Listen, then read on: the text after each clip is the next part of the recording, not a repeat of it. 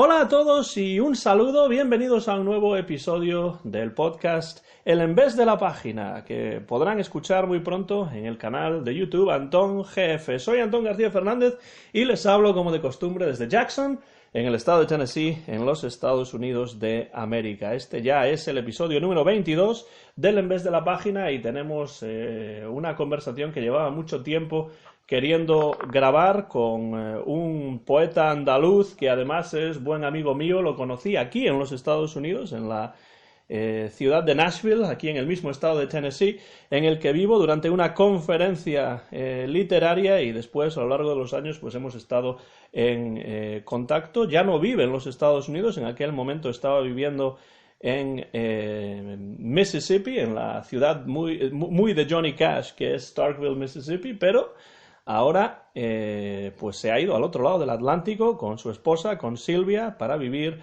en Cork, en el sur de Irlanda, de la isla Esmeralda. Y bueno, desde allí, a través de la maravilla de la comunicación de Internet, pues va a unirse a nosotros para participar en este episodio del Envés de la Página. Me refiero al poeta andaluz Raúl Pérez Cobo. Raúl, un saludo y bienvenido al Envés de la Página.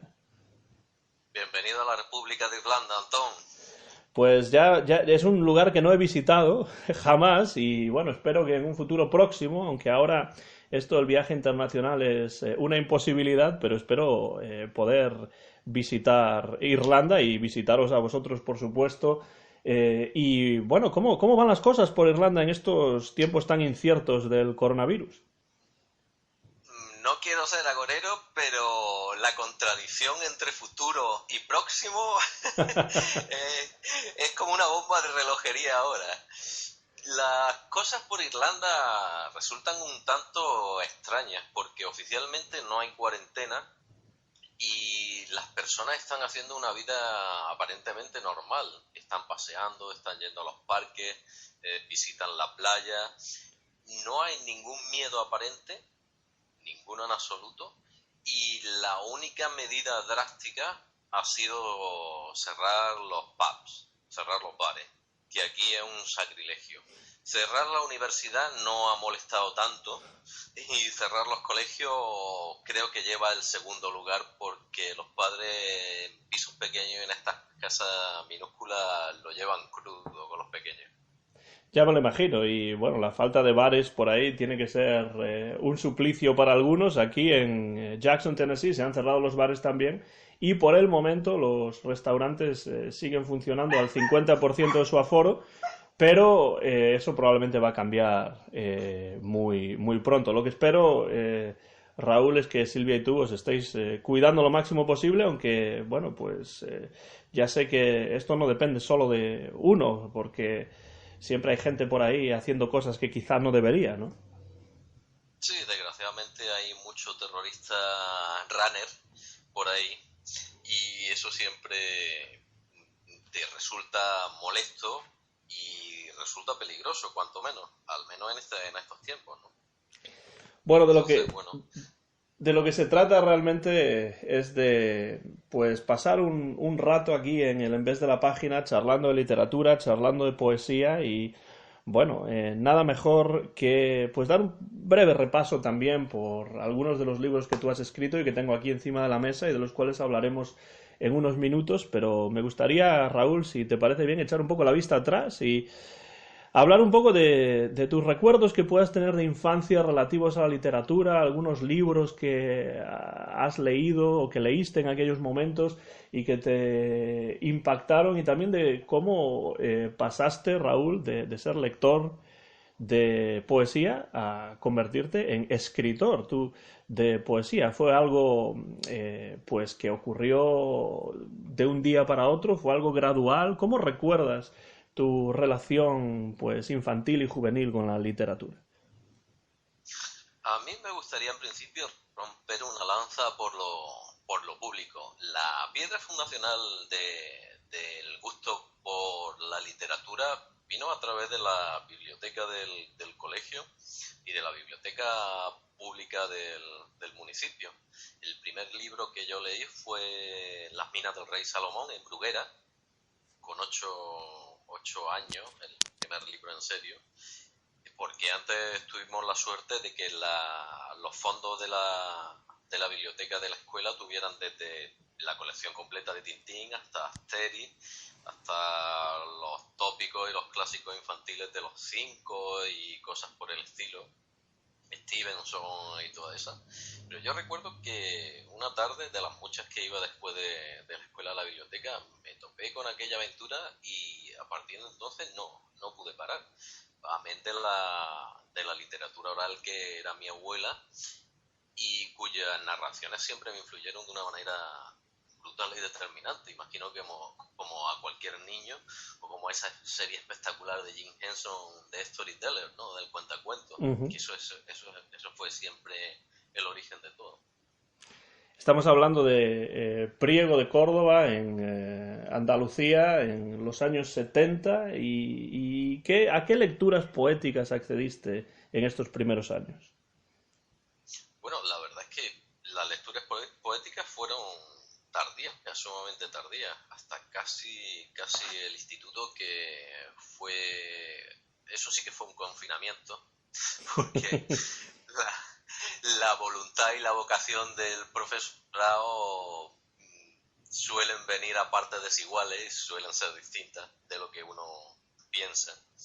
Y tuvimos la suerte de encontrar una profesora cuyo método a quienes nos gustaba la literatura era bastante agradable, y a partir de ahí empezar a leer poesía, porque yo realmente no leía poesía, yo era un lector de narrativa hasta entonces, y realmente no me interesaba, no me llamaba la atención y no había leído a ningún poeta ni le tenía ningún respeto a la poesía. Me parecía que unos tipos que se sentaban a escribir 20 frases, ¿no? Llamémoslo así entre comillas, 20 versos, tenían poco respeto frente a un tipo que se pasaba 1000 páginas como Cervantes dándole a la pluma revolucionario.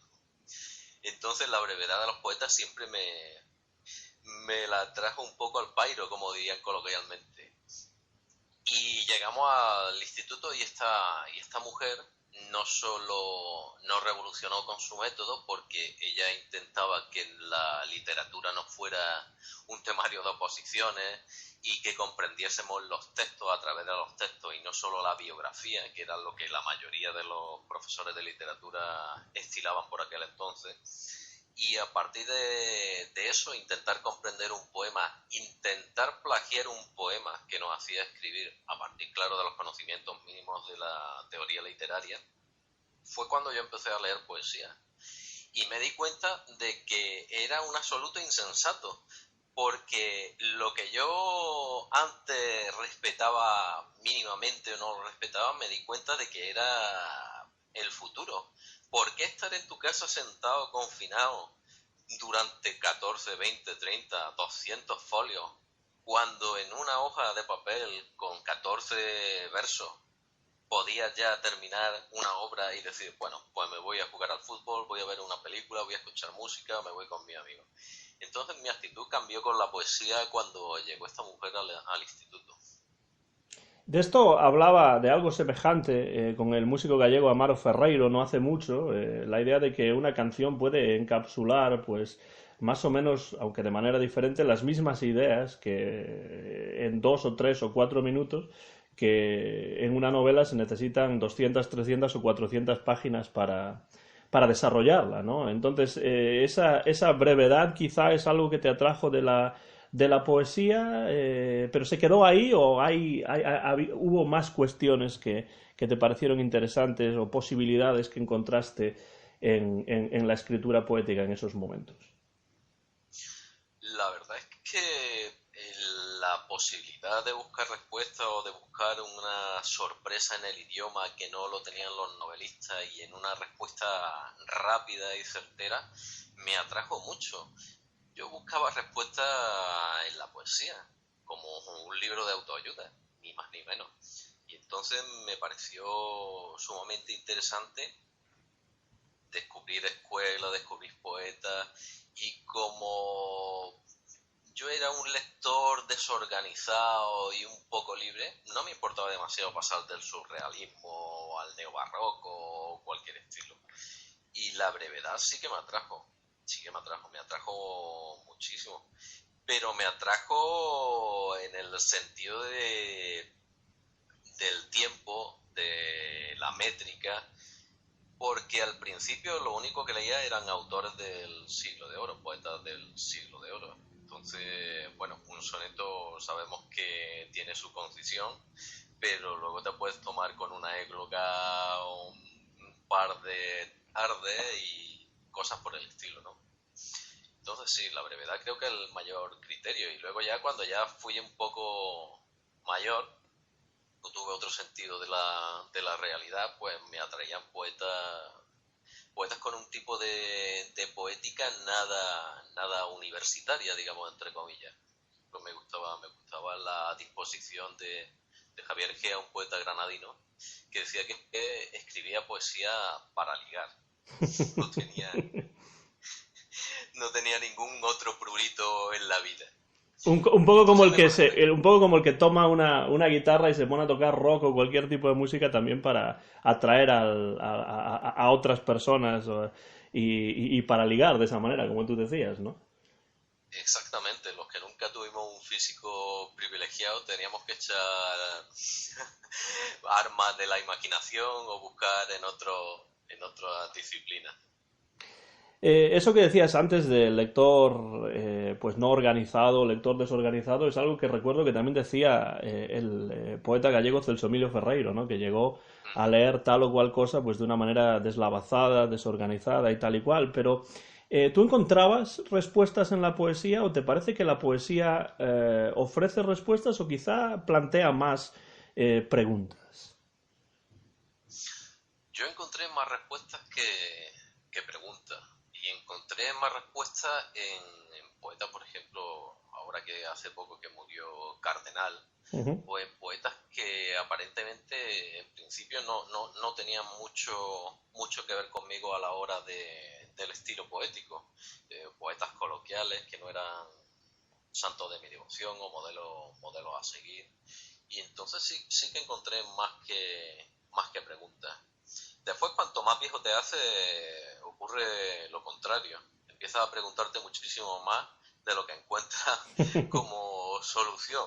Y ese es el problema. Pero bueno, al ser un lector de espíritu libre o desorganizado, sin haber hecho ninguna filología, pues no tenía ningún prejuicio. Y sí, iba buscando soluciones y las encontraba. Cuando me sentía de alguna manera un poco desanimado, cuando pensaba cómo podría conquistar a una chica que le gusta la poesía o tal, pues acudía a mi biblioteca, no había otra. Mencionaste antes que empezaste leyendo los poetas del siglo de oro. ¿Qué te enseñó, o qué aprendiste o qué supuso para ti la poesía aurisecular española? A mí me pareció una revelación brutal, una catarsis absoluta, porque pensaban de una forma constante en la muerte, pero eso tenía la contrapartida, que pensaban de una forma reiterada en la muerte. Lo que te llegaba era que los tipos escribían sobre la muerte, pero estaban deseando vivir la vida a tope. Entonces Ujú. esa manta oscura del barroco me daba la sensación de que los tipos, el modelo que había instaurado era el tópico ese oscuro, ¿no? Que vamos a morir y vanidad, vanitate y todo lo que quiera, pero tendrían que ser unos cachondos a la hora de dejar el soneto terminado y salir a la calle y reunirse con sus amigos. Tendrían, para irse de juerga, los tipos más interesantes del mundo poético, me parece. Entonces, sí, no solo eso, y luego ya la risoterapia que te provocaban muchos de ellos, las guerras poéticas, donde el ingenio más atroz podía matar en 11 sílabas a cualquier tipo y ser la desgracia suya durante ya lo que le quedaba de vida, Corcovilla y todo eso, bueno, ya sabes, ¿no? Entonces, siempre me parecieron un modelo interesantísimo, de un ingenio brutal. Yo creo que leyendo tu poesía se nota, yo creo, ese gusto por la poesía del siglo de oro desde el punto de vista del estilo en muchos casos, incluso de los metros que utilizas en algunos momentos, y después también en lo que yo creo, Raúl, que es tu amor por el lenguaje, ¿no? Por las palabras, por la expresión. Y la verdad es que no solo los poetas del siglo de oro, a mí me marcaron mucho tiempo después. Bueno, si estudias los poetas del siglo de oro ya sabes que ellos vienen de los griegos y los romanos.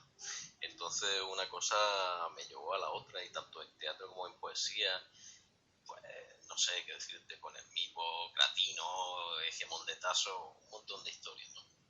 Pues me llevaron a otra escuela un poco diferente, ¿no? Porque recuerdo con mucho entusiasmo los epigramas de Marcial, ¿sabes? Ujú.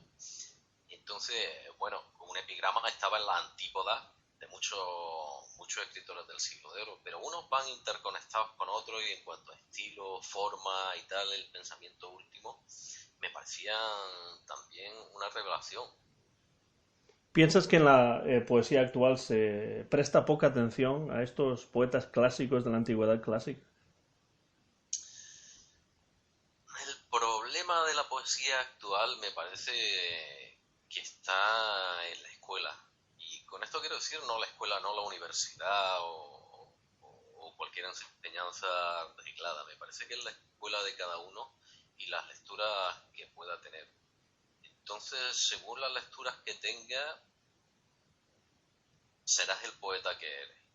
Y a la juventud nunca se la tiene que crucificar, porque la juventud está para eso, para cometer desmanes, para escribir tonterías, para desbarrar todo lo que pueda y mal. El problema es cuando tienes, vamos a decir, una edad provecta como la mía, 50 años, y está escribiendo de una forma totalmente vulgar, prosaica, con la edad de un poeta de 14 años.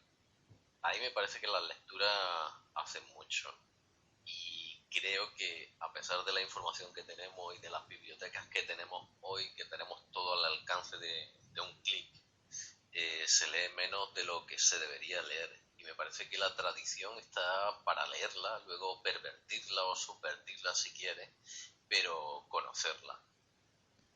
Y me parece que los poetas de hoy están por otra labor. Me parece que se ha leído muy mal la poesía norteamericana o determinada poesía inglesa, donde la frase es de todo a 100 y todo vale. No estoy diciendo que haya que escribir de forma neobarroca ni nada por el estilo, pero hay mucha laxitud y mucha permisividad con los poetas de hoy. Los poetas de hoy no son los que tienen 15 o 20 o 30 años. Hay mucho poeta que ha tenido, sin embargo, valga la paradoja, la ironía, acceso a esas fuentes clásicas y tampoco lo ha sabido demostrar en su poética, en su poesía.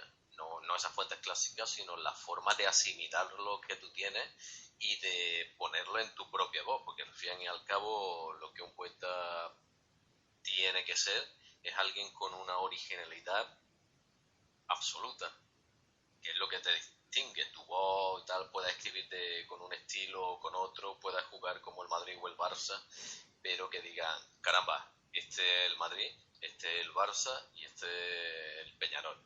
Entonces me parece que hay muchísimos poetas hoy en día y sobran más de la mitad. Yo creo que en lo que comentaste, Raúl, de la poesía estadounidense del siglo XX, estamos muy de acuerdo, porque a mí me da la sensación de que la manera en la que han sido leídos algunos de estos poetas, estilo E. Cummings o los poetas beat, ¿no? Como pues Ferlinghetti o Allen Ginsberg, etcétera, ¿no? La manera en que han sido leídos, no necesariamente la manera en la que ellos escriben, ¿no? Ha traído a la poesía actual estadounidense y a mucha poesía de otras partes del mundo una especie de un todo vale, ¿no? De ese anything goes del que hablaba Cole Porter. Sí, no es que solo haya un aullido, es que desgraciadamente hay mucho aullido y esto no es la historia del abuelo cebolleta poético o una queja de vejestorio en cuanto a la poesía, es simplemente que lo que tú haces como un desahogo llamámoslo tardo adolescente, o que tú estás haciendo un borrador en un bar, porque había muchos poetas.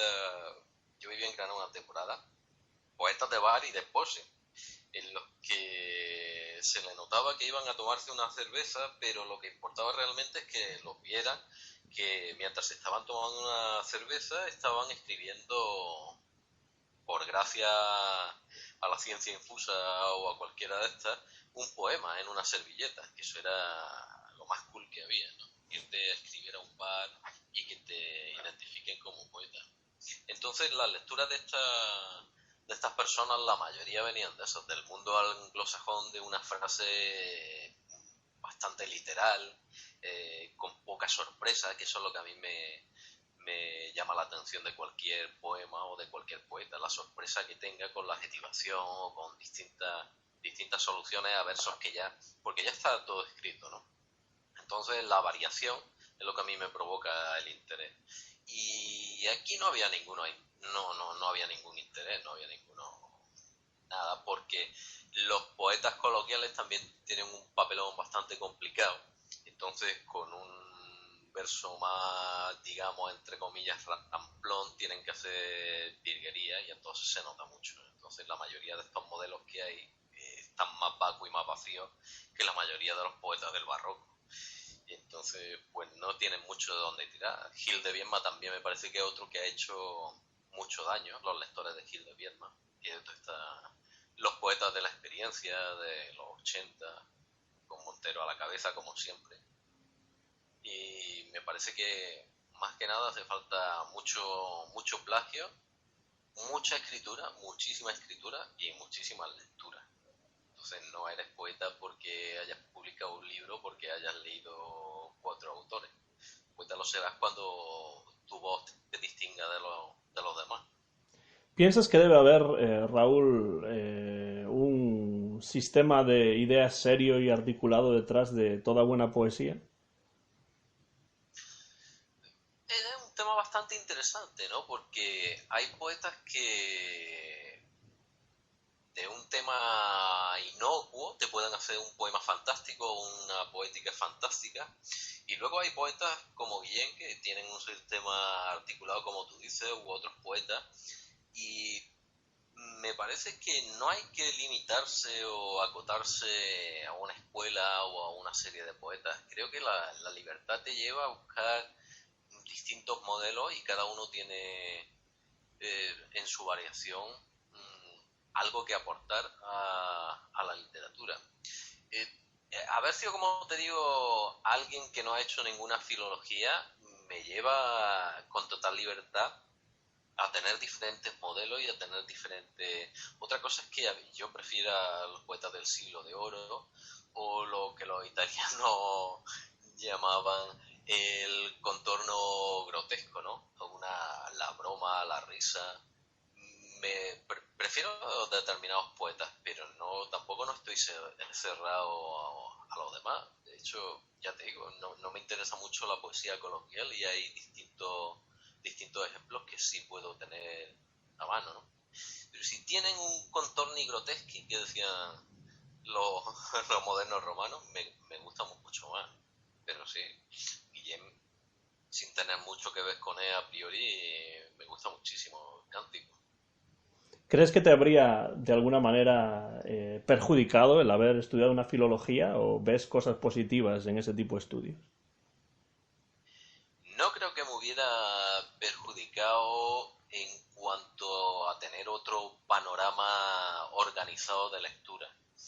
En cuanto a la coerción del tiempo, sí, ¿no? Porque una filología o cualquier carrera te lleva muchísimo tiempo y tienes que dedicarlo a eso.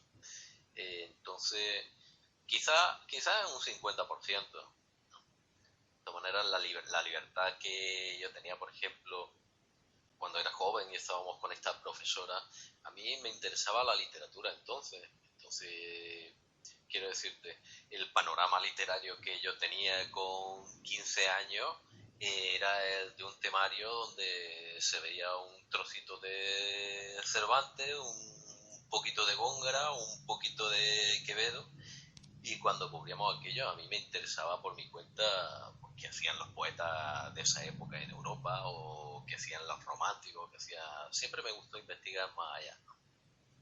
Entonces probablemente me hubiera coartado unas cosas y otras no, cualquiera sabe. Hubiera echado de menos entonces sí esa percepción de la teoría crítica, de la poética. Eso sí me hubiera gustado tenerlo muchísimo más a mano y no buscarlo a salto de mata como un mercenario. Hubiera sido más fácil, desde luego.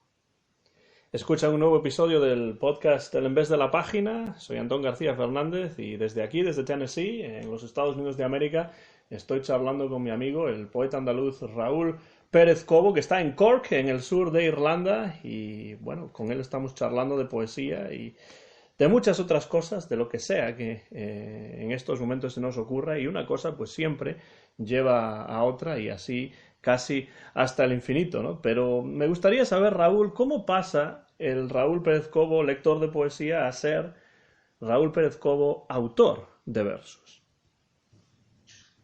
Pues la verdad es que la culpa la tuvo otra mujer, la tuvo otra profesora de literatura que llegó recién salía de la Universidad de Granada y que tenía otro método completamente diferente a lo que habíamos visto por aquel entonces. Nos explicaba que era un poema, eh, cualquier tópico de los poetas barrocos, ese mientras por competir con tu cabello y tal, y nos hacía que nosotros intentáramos ser un poeta barroco, nos hacía escribir un soneto de ese tipo con todas las características teóricas que tenía y eso fue lo que me hizo de verdad plantearme, ¿podría escribir versos? ¿Podría hacerlo? ¿Mejor o peor?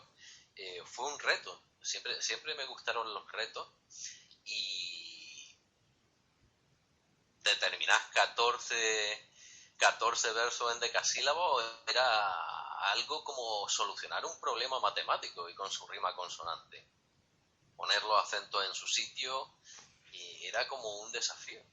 Y organizar un puzzle, un rompecabezas de ese tipo, terminarlo y llevarlo a cabo, me producía interés, mucho interés. En eso creo que sí tuviste mucha suerte, porque yo echando la vista atrás recuerdo que la mayor parte de mis profesores de literatura en el instituto y antes, y en algunos casos también después, no eran más que doxógrafos, ¿no? Gente que te daba un casi sin fin de títulos, obras, autores, pues movimientos, años, fechas, tal y cual, casi eran unos buscadores de metáforas, ¿no? En los textos, casi contabilizadores de metáforas y metonimias más que profesores de literatura, pero por lo que veo, a ti se te unió con esa profesora la enseñanza de la literatura también con la creación literaria, y creo que eso es algo que es muy necesario, pero que muchas veces se olvida en esos niveles de instituto y antes, ¿no? Sí, bueno, me has preguntado por la influencia o por el origen, pero puedo suscribir lo que has dicho plenamente. Antes de estas dos profesoras soberbias, tuvimos una carrera inconmensurable de personas pésimas que lo único que habían hecho con la literatura era superar unas oposiciones y un temario y no tener mucha pasión por la profesión y limitarse solo a leer el manual y pasar una hora como si fuera una clase de historia aburrida leyendo y leyendo, pero leyendo un texto teórico donde la biografía de Cervantes era lo que predominaba y no había mucho que decir sobre el texto, más allá. Entonces, claro, la influencia de aquella también tuvo su 50% y su contrapartida, tuvo su peso, porque yo entendí que de haber hecho una carrera o de haber intentado enseñar, tenía claro que no quería ser como aquel 90% que había pasado por allí, ¿no? Entonces tiene mucho que ver el entusiasmo más que cualquier otra cosa.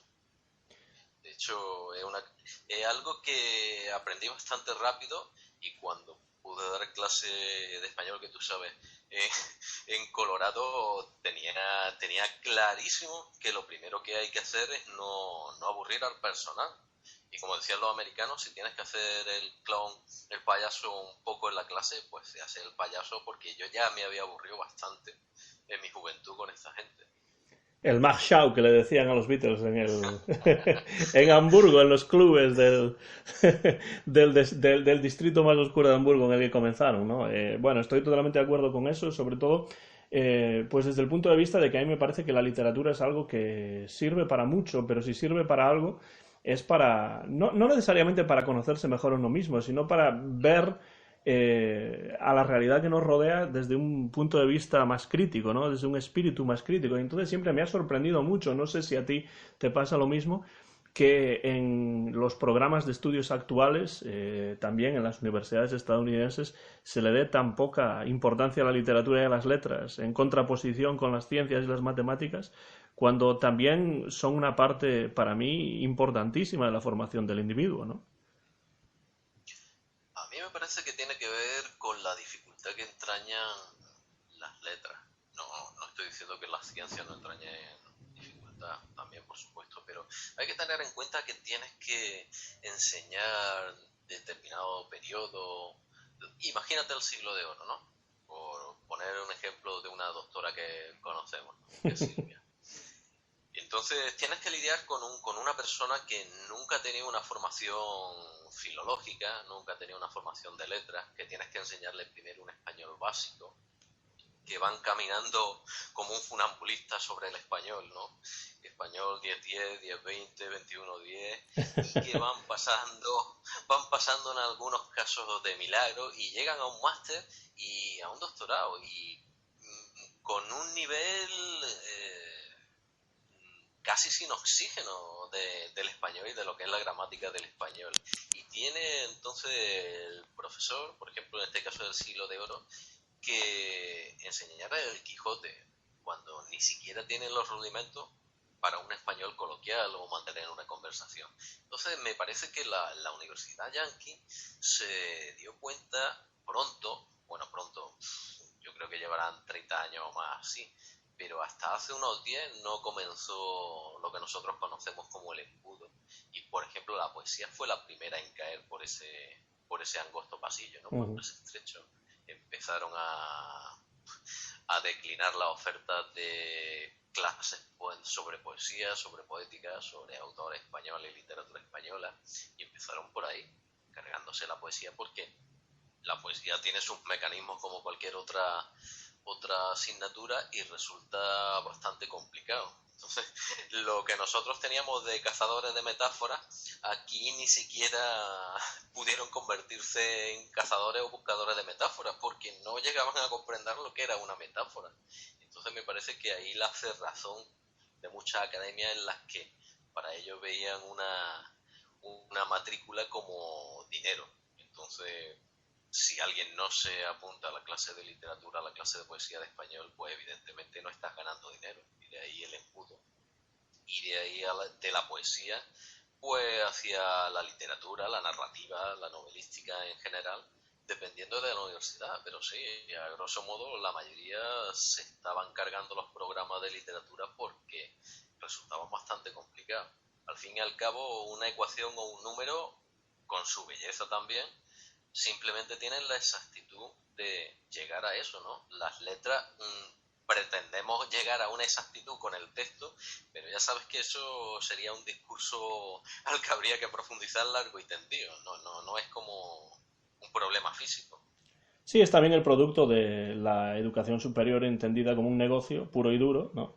Y entonces pues hay que ir por las veredas que más dinero van a traer y los alumnos al fin y al cabo acaban siendo clientes, ¿no? De una empresa que es la universidad, ¿no? De todos modos, esto de textos que están pues un poco por encima de los niveles de los alumnos ocurre también en la educación secundaria en España, ¿no? Porque yo recuerdo pues tener, por ejemplo, que leer el Quijote pues nada más llegar al instituto y el libro se me caía de las manos, Raúl. Y estamos hablando de un libro que años después utilicé y a su autor para escribir mi tesis doctoral, ¿no? Entonces, pues Cierto, cierto.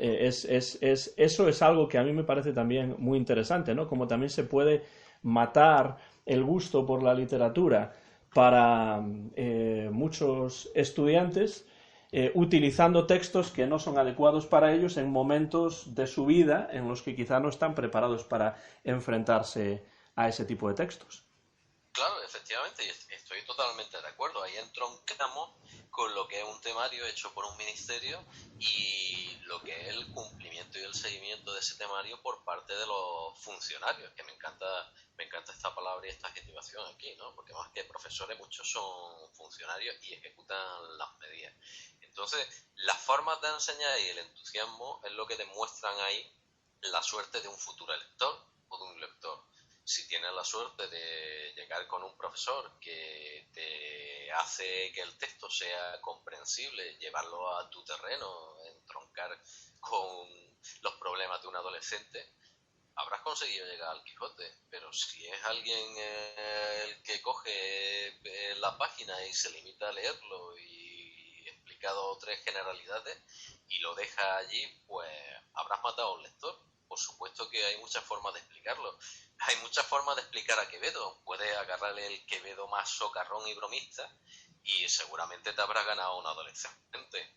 Ahora puedes ponerle un sermón antijudaico del mismo y te dirá que es un aburrimiento absoluto.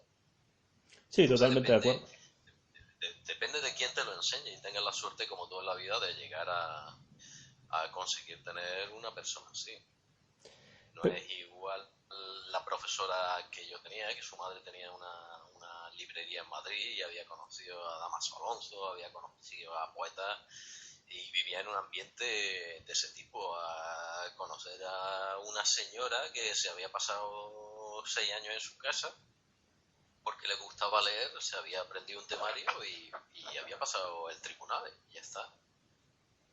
Sí, en un caso es más una vocación por interés personal y por amor por lo que uno hace, y en el otro caso no es más que un trabajo como otro cualquiera para conseguir un sueldo a fin de mes, ¿no? Que también es Sí, legítimo, claro. ¿no? Pero es otro Sí, sí. acercamiento diferente a una misma realidad. Sí, claro, en todas las profesiones ocurre exactamente igual, ¿no? Lo que pasa es que aquí, por ejemplo, el reto está en pasar un temario, una dificultad de memoria y una dificultad de persistencia, y la otra parte está en cuando lo consigues, si realmente te gusta enseñar, quieres enseñar y que la gente no se muera de aburrimiento o no a otras cosas. Me parecen lícitos las dos opciones. Yo estoy en el bando del no aburrimiento, porque yo me aburrí bastante, como ya te digo, y enseñar a alguien es una cosa muy complicada, y que se divierta en el toquere y todo aquello, de enseñar deleitando, es más complicado aún, y hay mucho trabajo que la gente, determinada gente no está dispuesta a hacer.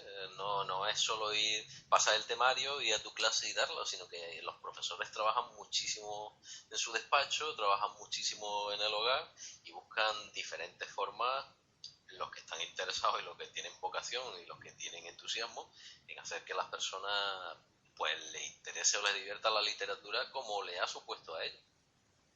Bueno, esto lo hemos hablado Raúl, tú y yo en muchísimas ocasiones y bueno, yo teniendo muchos estudiantes o bueno, varios estudiantes de español que hacen como carrera lengua y literatura españolas, son lo que se llama aquí Spanish majors, ¿no? Y que después muchos de ellos probablemente van a ser profesores de instituto o de middle school o en algunos casos incluso de universidad si hacen un máster o un doctorado.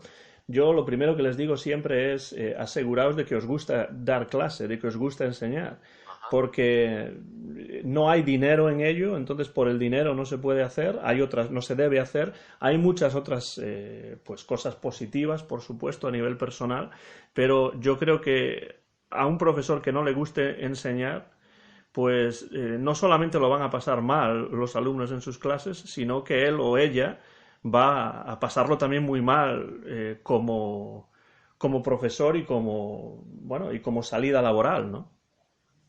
Sí, porque el docente tiene en contra a priori un montón de impedimentos. Es como el héroe clásico. Tú ya has vencido a la bestia del temario, pero ahora tienes que enfrentarte a un montón de bestias, desde adolescentes a personas ya, digamos, entre comillas, maduras, que te van a plantear muchísimas dificultades. Entonces ahí es cuando surgen las dos opciones. O te rindes y dices, bueno, no me importa mucho, o batalla de verdad como el héroe clásico e intenta buscar diferentes caminos.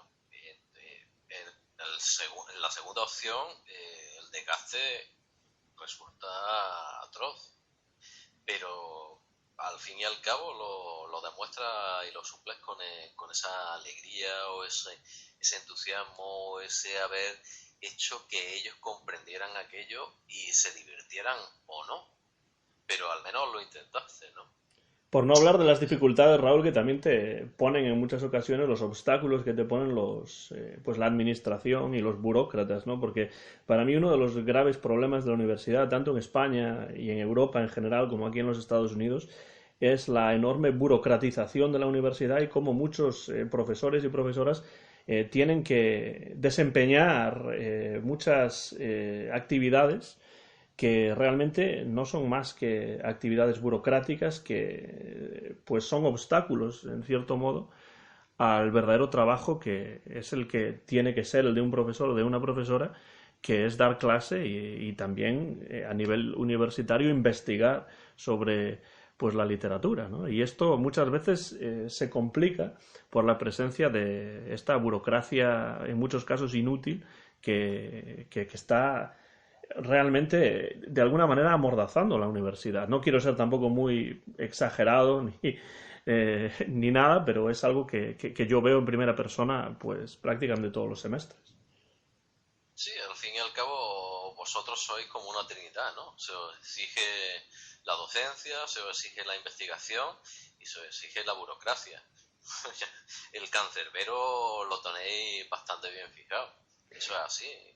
Yo siempre discutía con muchos amigos que eran profesores de literatura que necesitaban una secretaria junta, ¿no? Una secretaria 24 horas en casa, ¿no? Con la cantidad de papeleo brutal que el monstruo genera, que la universidad genera, aparte de las reuniones interminables para estupideces soberanas, de las que ya hemos hablado también en varias ocasiones.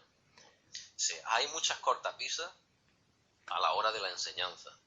Enseñar requiere muchísimo tiempo, ¿eh?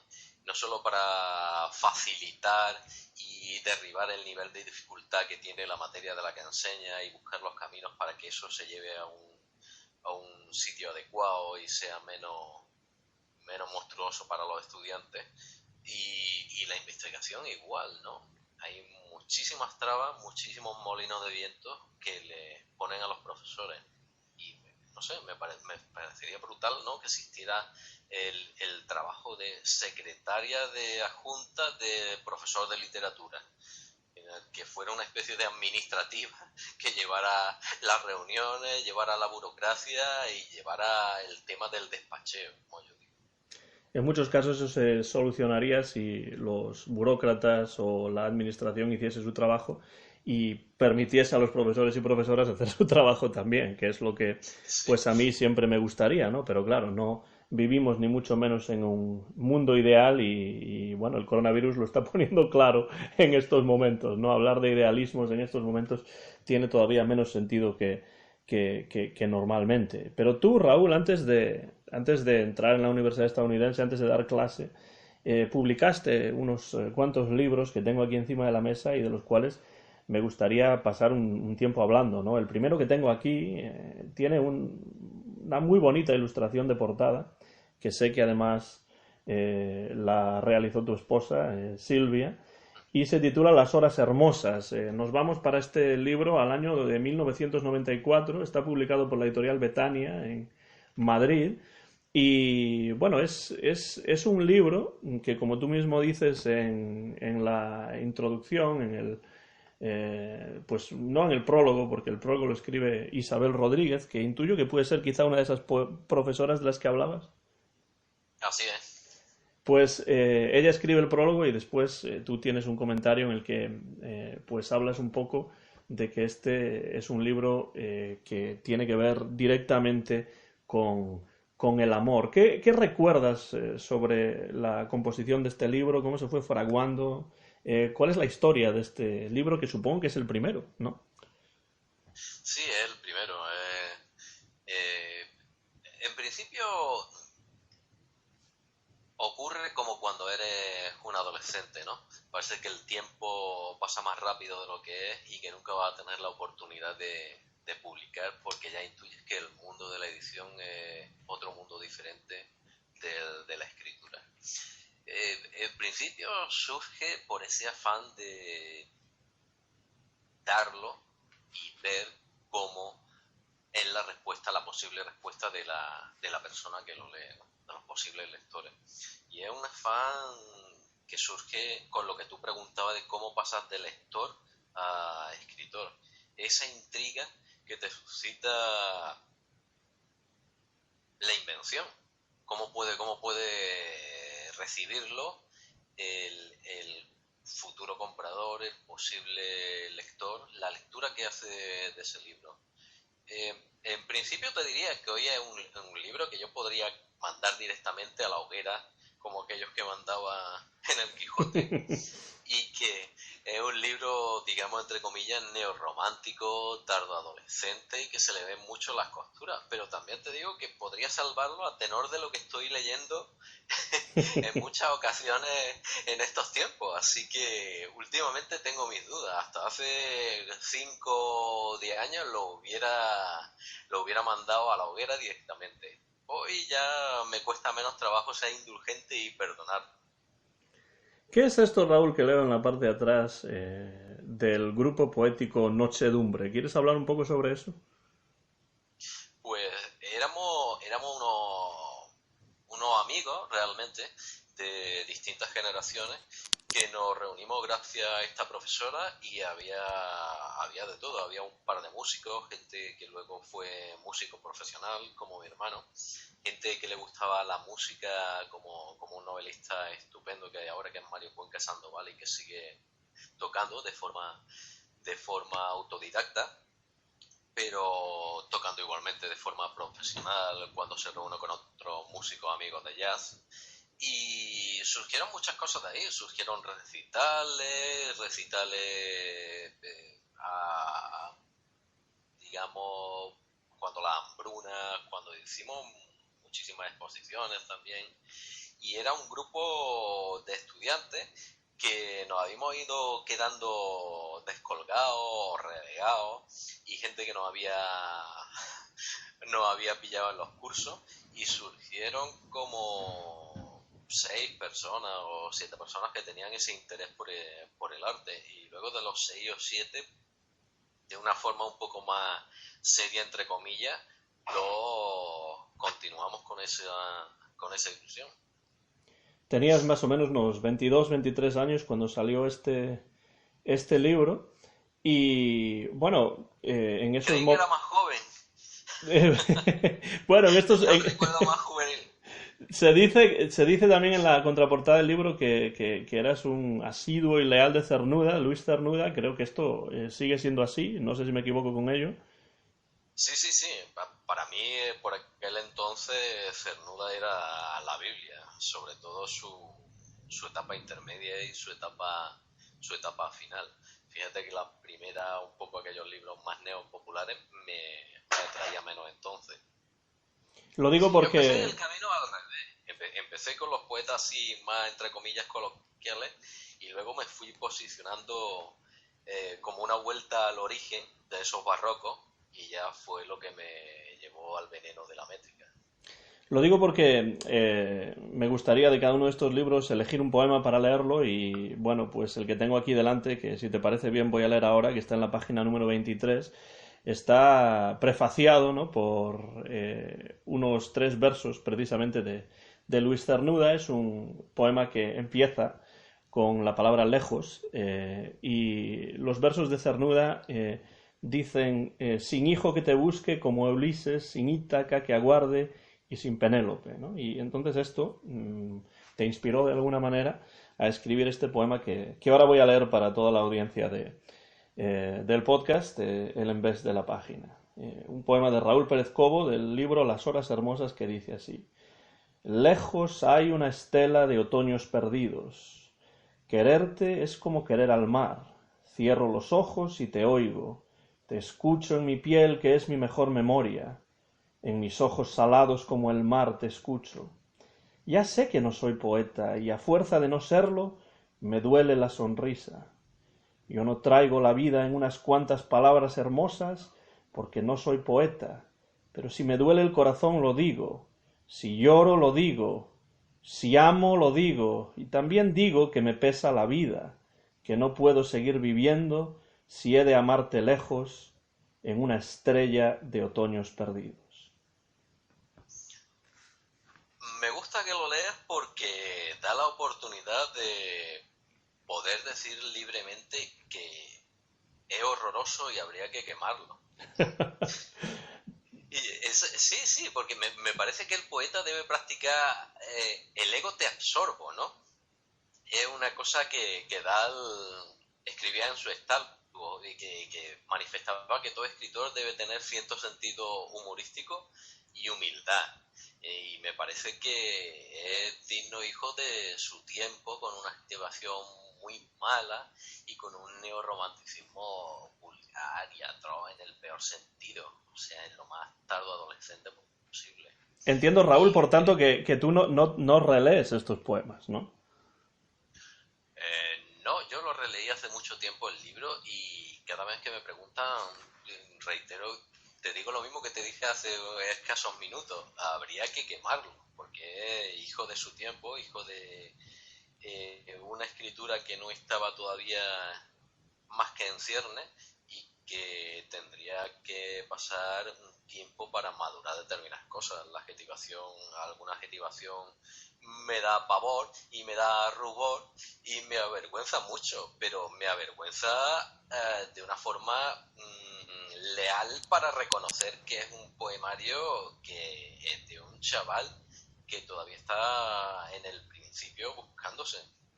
Pero bueno, no te preocupes porque no hay vídeo, así que no, el rumor no lo podemos ver. Y además, ¿no te parece que es algo natural, quiero decir, que en la carrera de un poeta es lógico que las cosas vayan evolucionando y cambiando por lo menos de libro en libro y de año en año y de década en década, ¿no?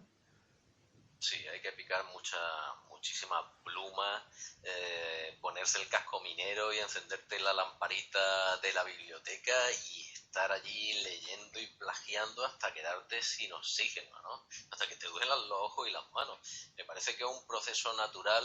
Y había alguien que decía que los genios son los que realmente curran cada día. Esto de que te vienen las musas y que te inspiran y tal, eso es mercadotecnia.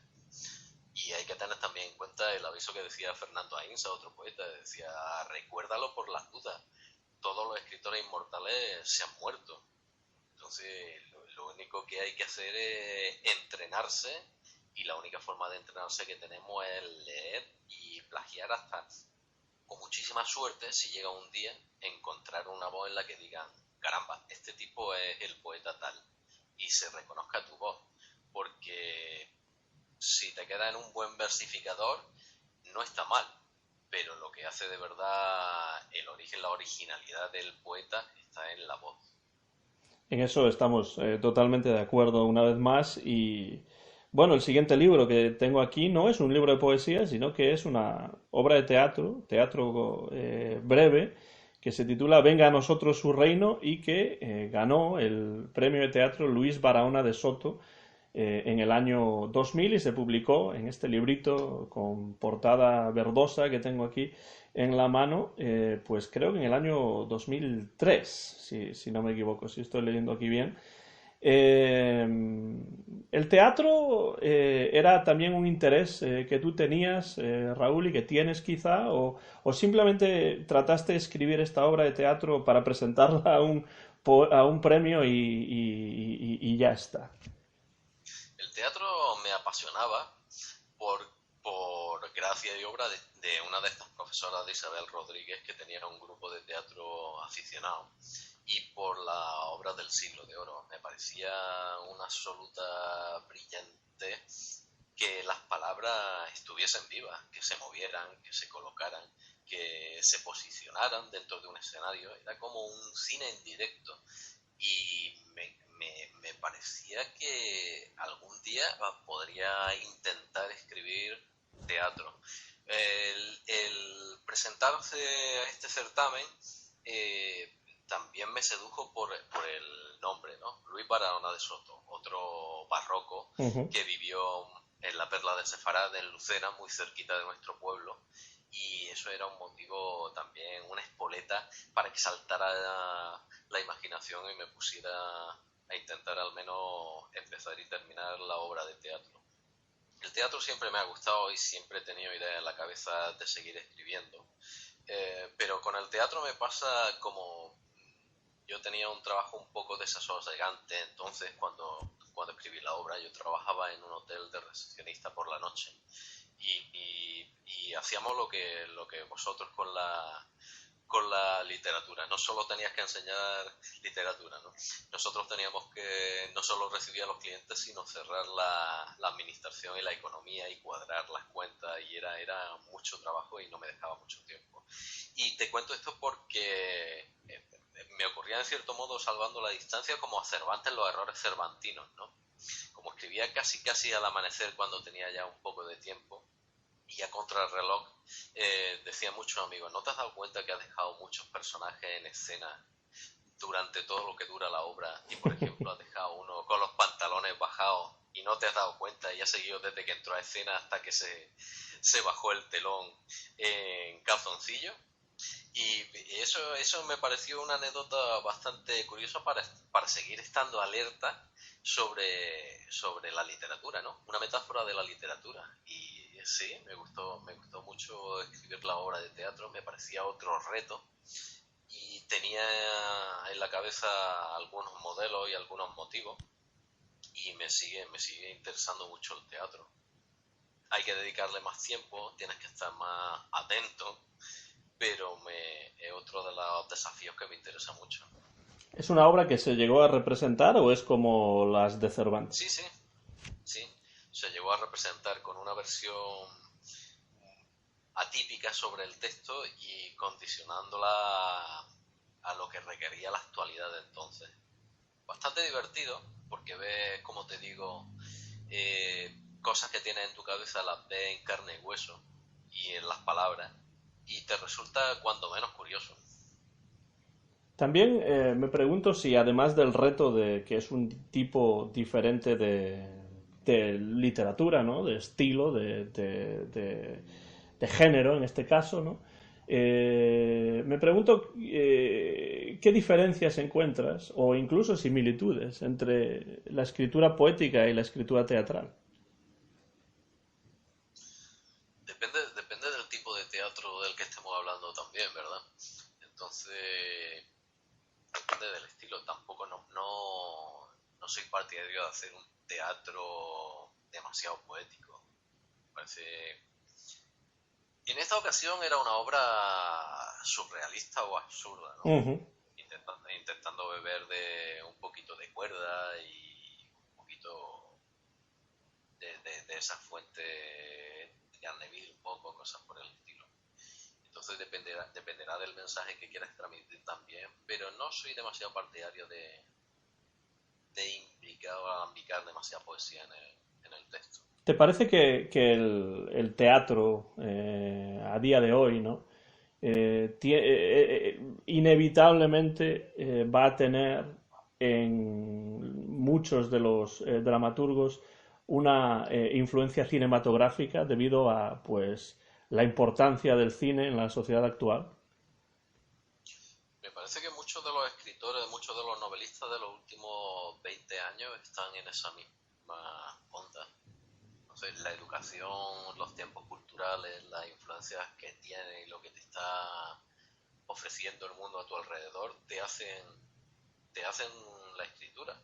Entonces creo que sí, que nosotros vivimos, creo que somos la mezcla de dos mundos. Un mundo que ya se acabó, que es el de la biblioteca, y otro el de lo digital y las influencias visuales. Ya lo visual, tal y como nosotros lo estamos planteando, también se está quedando un poco viejuno.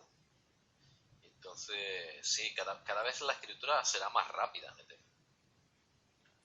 El siguiente libro que tengo aquí encima de la mesa, pues es un libro con un título que sorprende, evidentemente, pero es un libro que a mí realmente me gusta mucho, y con este libro nos acercamos un poco más al tiempo presente porque es un libro del año 2006 y el título, Raúl, es Poemas de culo. Y bueno, esto quizá necesite un poco de explicación, es decir, ¿cómo se te ocurrió la idea de escribir una serie de poemas con ese tipo de hilo conductor, por así decirlo? Lo cierto es que el precedente está en Quevedo, ¿no? En su gracia y desgracia del ojo del culo. Y me parecía que dentro de esa temática, aligerarle un poco el ropaje a Quevedo, valga la osadía, podría ser interesante. Y intentar comprender un culo como si fuera una persona, que es uno de los versos que andan por ahí, ¿no? Uh-huh. La biografía, la ficticia biografía de un culo, ¿no? Como eso así tipo Lazarillo, ese género que se instauró a partir de la picaresca. Y el germen estaba en Quevedo y en los griegos, que distinguían a los poetas que imitaban acciones hermosas y componían himnos y encomios de otros poetas cuya imitación se centraba en las acciones viles para escribir burla y escarnio. Eh, yo estoy entre los dos. Hay una parte de mí que es un poco más metafísica y más seria, y otra que no puede sustraerse a arrancarle a la vida un par de carcajadas. Y creo que esto se puede ver, se da la mano, ¿no? En este poemario y además, bueno, lo que comentabas antes, por supuesto, ya se puede ver incluso en los versos que eliges para anteponer, ¿no?, a tus propios poemas, que pues salen de la pluma de Garcilaso de la Vega, del propio Luis Barahona de Soto, el que hablábamos antes, John Donne, Quevedo, por supuesto, ese es el precedente del que hablabas, Rabelais también, Fray Luis de Granada, Marcial, bueno, un grupo de poetas heterogéneos, ¿no? Y además que llegan de diferentes tradiciones y de diferentes momentos históricos, ¿no?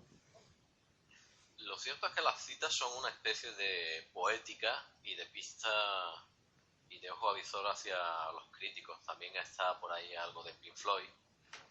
Y siempre me ha gustado el juego entre la alta cultura y la cultura popular. Eso me gustó mucho. Entonces, aligerar un poco, como he dicho antes, esa pesadez de metáfora oscura o de vocabulario oscuro que al lector de hoy ya le es difícil comprender si no tiene la clave, era otro de los problemas que intentaba desentrañar con este poemario. También este poemario, Raúl, y esto va a ser así, especialmente en el poema que he elegido para leer del mismo. Podría haber elegido muchos de ellos, la verdad, pero como quiero leer uno de cada uno de los poemarios, pues este es el que he elegido. Pero también hay un cierto tono de crítica literaria dentro de este libro. También una autorreferencia, ¿no? Una metaliteratura, una metapoética también, porque hay algunos poemas que hablan acerca de la poesía y de la literatura.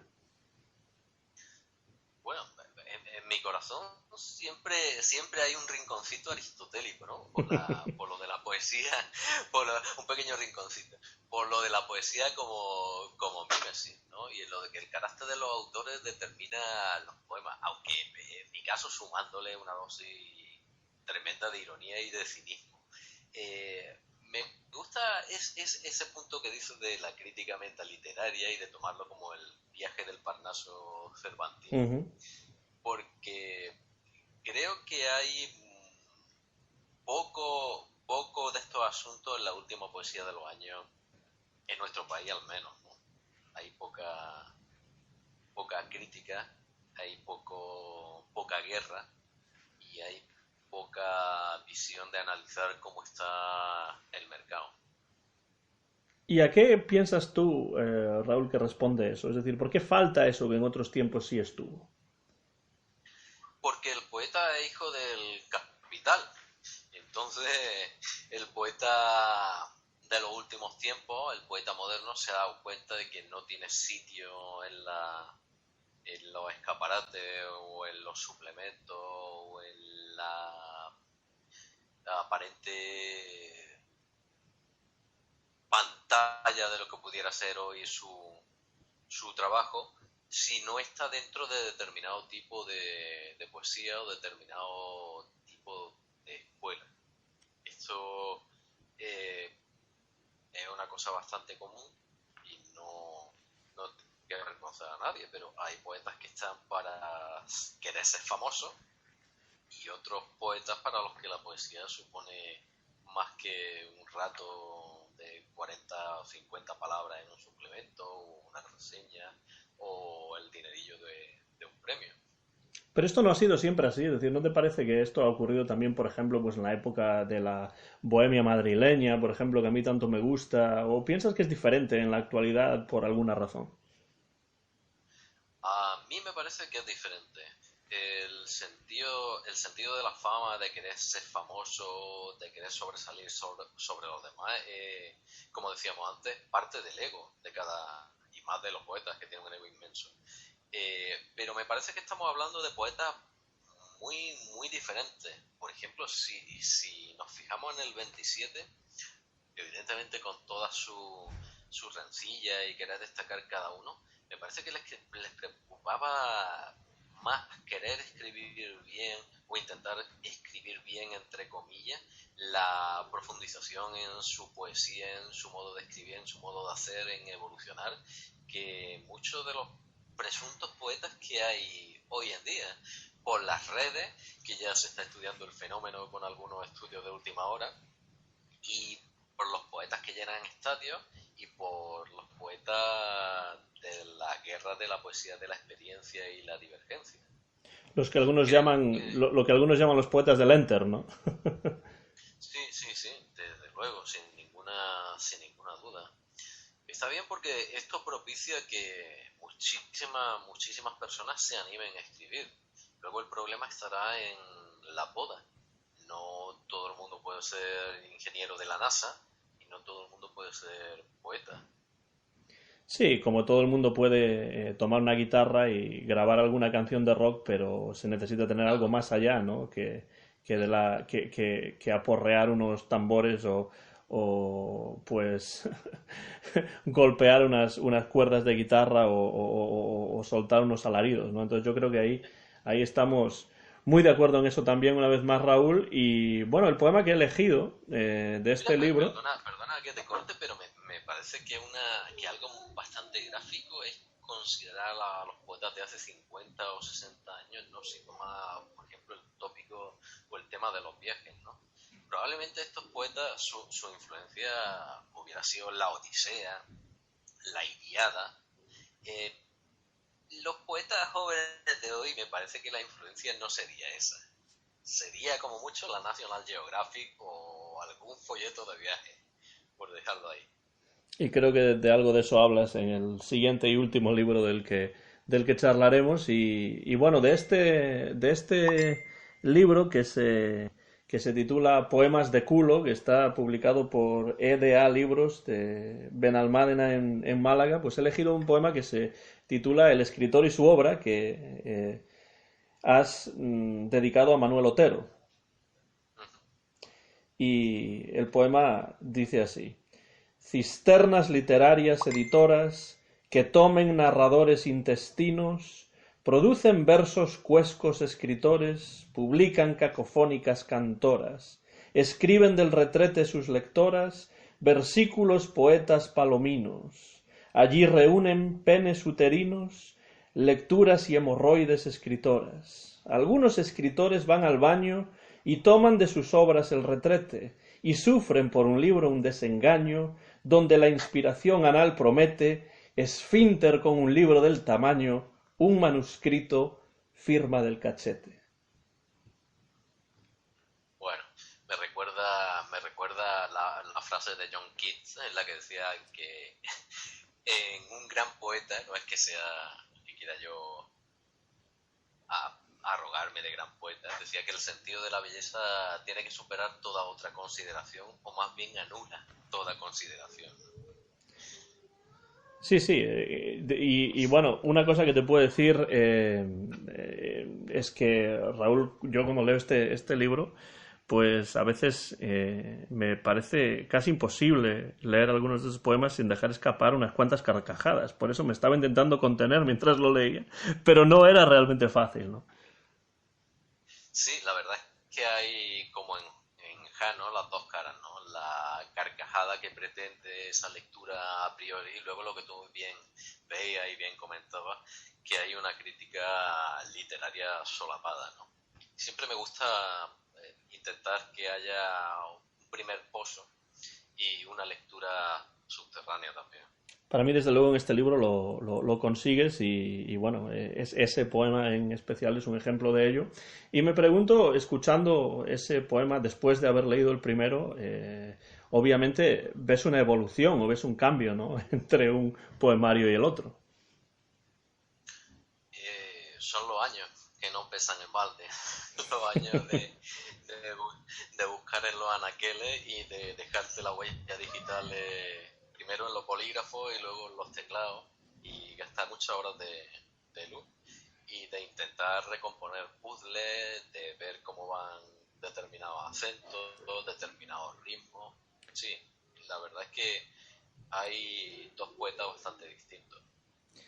Y si con la obra de teatro Venga a nosotros su reino te llevaste el galardón Barahona de Soto de teatro corto con este libro que es el último el que vamos a hablar y el último que tengo encima de mi mesa, pues también te llevaste un premio, el premio Villa de Cox de Alicante en el año 2008 y el título del libro es Game Over. Llegamos aquí, Raúl, a un libro con un título en inglés.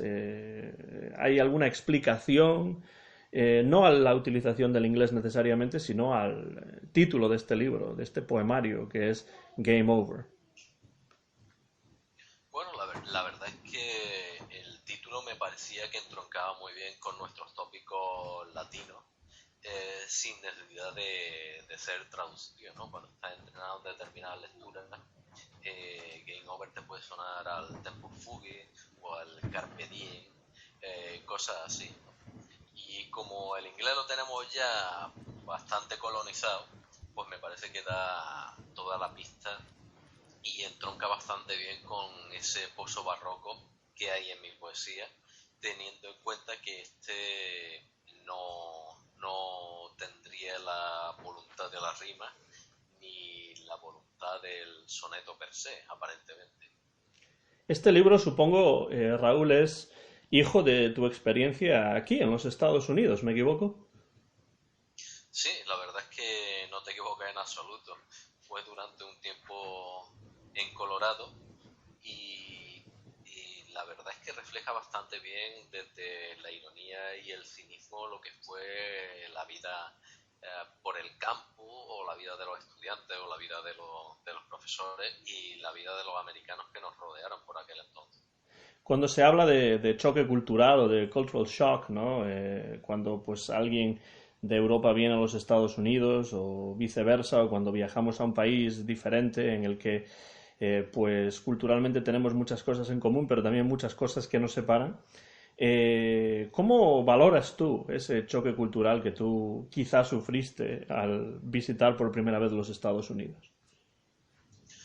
Lo cierto es que la primera vez que nosotros pisamos el campus, a mí me recordó la poesía de Garcilaso, lo bucólico, el verde del césped cortado al milímetro como si un peluquero hubiera estado allí eh, adecentando. le faltaban las ovejitas y los pastores, pero bueno, estaba lleno de ninfulas y de señores musculosos tomando el sol en plena juventud. Y al principio nos pareció eso, un paisaje pastoril, una cosa bucólica. Luego ya cuando empieza a trabajar ves que el campus bucólico se ha transformado en un campus de concentración, ¿no? Por las horas que pasa allí en la universidad. Y el choque cultural fue porque llegabas con una determinada edad y veías que la juventud había pasado de largo y estaba allí en los días de primavera tumbada al sol o con cuerpos juveniles y hermosos. Y más que el choque cultural fue el choque físico con la gente de allí. Porque también tenemos el cliché, ¿no?, de que los estadounidenses pues son propensos a la grasa y nosotros nos encontramos más en el gimnasio. Yo, ya que comentas eso, Raúl, me gustaría, bueno, iba a leer otro poema, pero ahora lo que voy a hacer es leer dos. Entonces, creo que este que tengo aquí delante versifica muy bien lo que tú ahora estás explicando con palabras y se titula Campus, ¿no? Y es un poema que además viene precedido por un verso, por una línea de una canción de Pink Floyd, ¿no? Dice, the sun is the same in a relative way, but you're older. Es decir, el sol es el mismo de una manera relativa, pero tú eres más viejo. Esto, hay una razón especial por la que elegiste este verso de Pink Floyd, del tema Time, del año 1973, y lo digo no porque lo sepa yo, sino porque lo pone aquí, ¿eh? Sí, sí, sí. Hay una razón a conciencia. Y es que me parecía que entroncaba bastante bien con esa poética del barroco, ¿no? Del Tempo Fugi y vamos hacia la muerte. Y con esa sensación de aprovecha el tiempo que el cuerpo se acaba. Pues el poema Campus, en la página 12 de este libro, Game Over, poemario que mereció el premio Villa de Cox de Alicante en el año 2008, dice así: el mundo es inmediato y decidido, el cuerpo de las jóvenes. Hoy dejan, ya no entonan, las vírgenes canciones de la infancia. Hoy tienden su cintura sobre el césped, haciendo los placeres y el deseo sin cansarse de nada, únicamente del reposo, el cutis. Inútil la inocencia. El tiempo lo dividen en un desorden físico. Tan solo es un cansancio para el sol. Domésticas serán algunas, mañana madres, diosas hoy. Con Game Over me parece que logro alcanzar uno de los retos que yo tenía y era revisitar los tópicos de la literatura del Renacimiento y del Barroco y versionearlos con un aspecto más light y remodernizarlos para quienes fuesen unos lectores menos inmersos en lo que es la literatura nuestra.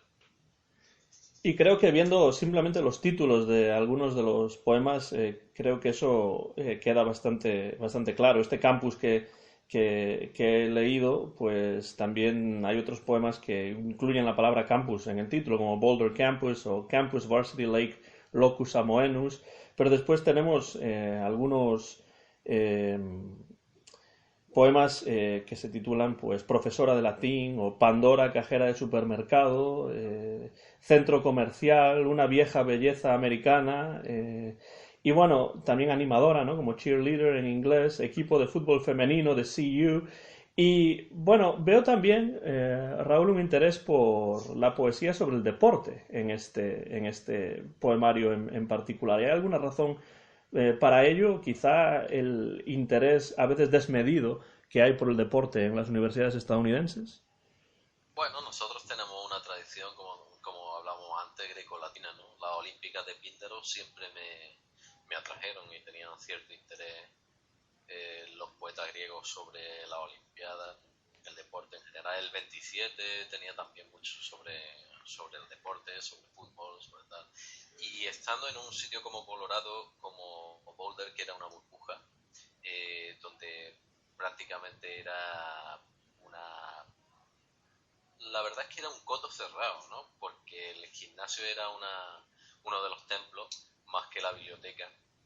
Pues me pareció que era importante retratar la física del cuerpo y plantear que había más de una América, había más de una Norteamérica.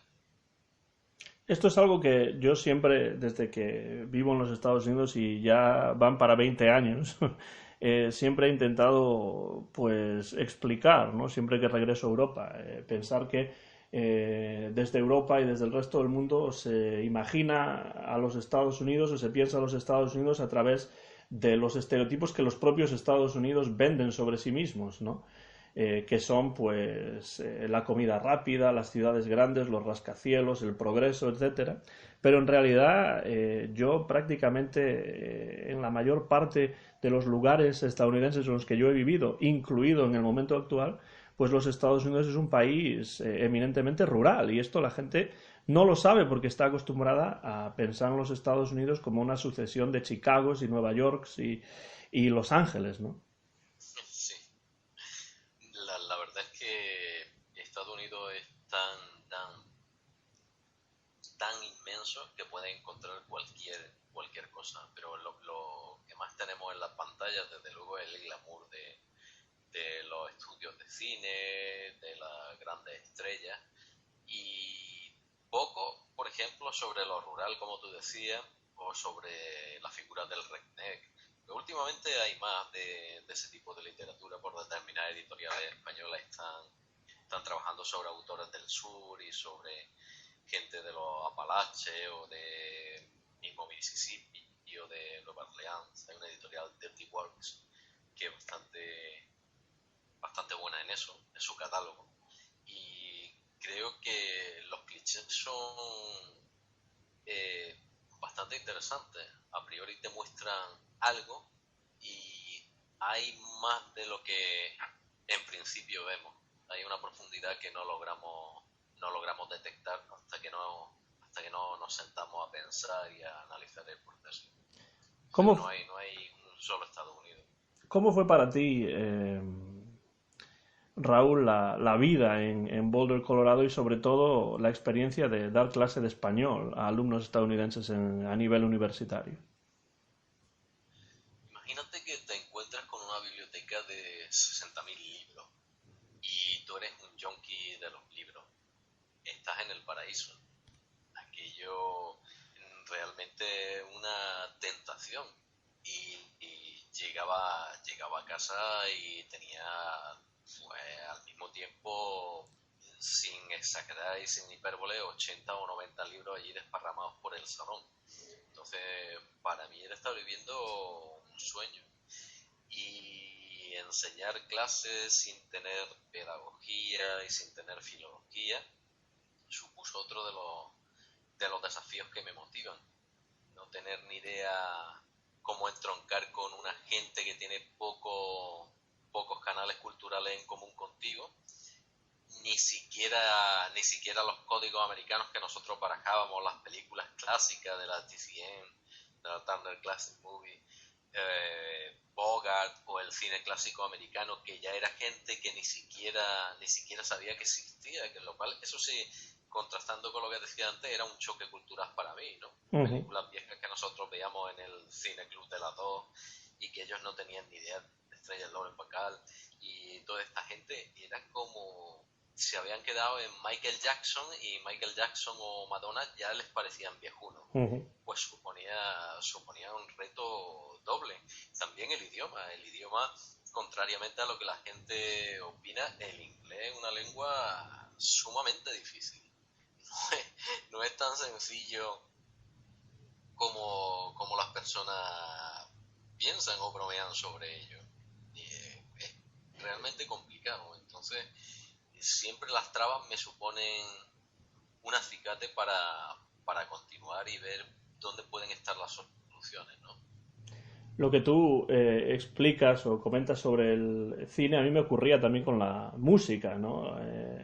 Yo llegué a Nashville, por ejemplo, donde estudié en la Universidad de Vanderbilt y, bueno, esa universidad, por supuesto, tenía una biblioteca imponente, 8 pisos de biblioteca. Estaba yo por supuesto, en el paraíso en ese sentido, ¿no? Los recursos materiales de muchas de estas universidades estadounidenses son impresionantes.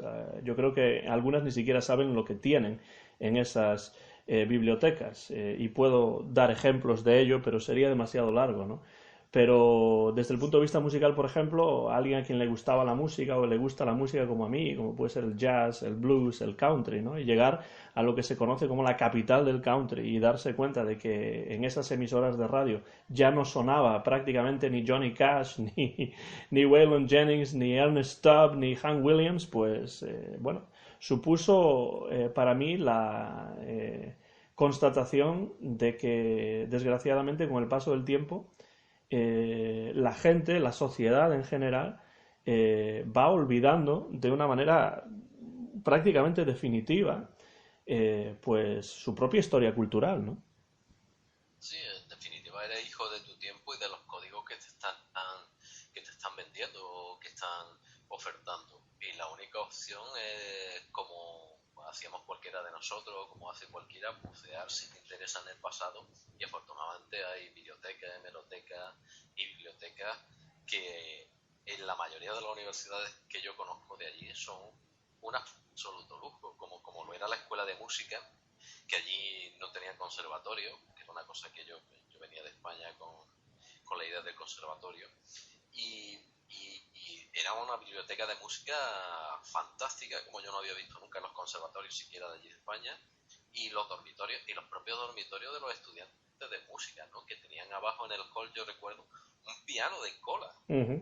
en el cual, y algunos sofás para sentarse la gente que pasaba por allí a los dormitorios o tocar cualquiera, y estamos hablando de un piano de cola que es un instrumento que vale un dineral, y estaba allí al alcance de cualquiera que se podía sentar a tocar libremente sin ningún tipo de cortapisa ni de motor. Entonces son un país que tienen muchísimos recursos, pero que desgraciadamente no están al alcance de todos tampoco. Eso es totalmente cierto, la diferencia social y económica es enorme en este país y es algo de lo que no se habla en muchas circunstancias y que en estos tiempos del coronavirus pues va a ser muy evidente cuando ya llegue aquí con todavía más fuerza de la que ha llegado en estos momentos que, bueno, como dice un amigo mío que tú conoces por vídeos, del futuro no está nada excluido, ¿no? Y del futuro no está excluido tampoco, pues terminar nuestra conversación o ir ya llegando al final de la misma, Raúl, leyendo un poema que a mí me gusta mucho porque me veo muy... Me reconozco mucho en él y sobre todo reconozco a muchos de mis alumnos en él, ¿no? Y supongo que ya sabes que me refiero al que aparece en la página número 24 de este libro Game Over y que se titula Clase de Español para Estudiantes de Colorado University. Y si cambiamos Colorado University por Vanderbilt University o por la universidad en la que ahora estoy dando clase aquí en el estado de Tennessee, pues sería más o menos lo mismo, serviría de la misma manera, ¿no? Si te parece lo voy a leer y a partir de ahí pues vamos poniendo punto y final a esta conversación, Raúl, que para mí está resultando una verdadera maravilla, un placer porque llevaba mucho tiempo queriendo grabar una conversación contigo. El poema es Clase de Español para Estudiantes de Colorado University. Les dijeron que todo estaba en diccionarios, que cualquier traducción allí sería posible. Buscan la biblioteca que por dentro es silente y sin árboles, y abandonan el campus y la vida por un lenguaje extraño. En sus cuadernos aman a Pitágoras. Cuando les preguntas, en soledad la piensan. Es otra lengua, nueva, y no exacta a la suya. Es cuando se desilusionan. La verdad es que a este poema podría contestar con otro poema que me gusta mucho.